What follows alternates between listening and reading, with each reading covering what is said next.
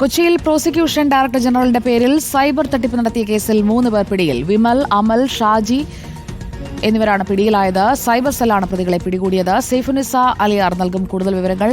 സൈഫുനിസ, ഇവർ പിടിയിലായത് എങ്ങനെ?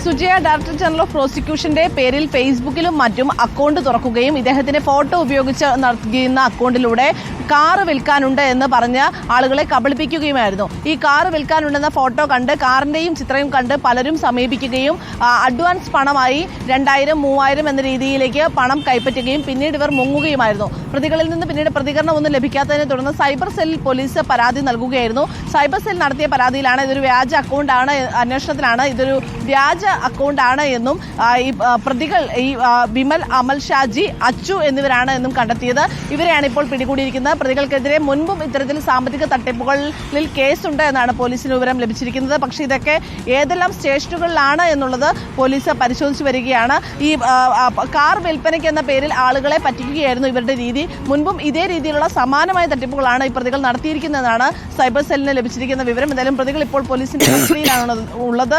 വിശദമായി ചോദ്യം ചെയ്യൽ നടക്കുകയാണ്. സൈഫുനിസ അലിയാറാണ് വിവരങ്ങൾ നൽകിയത്.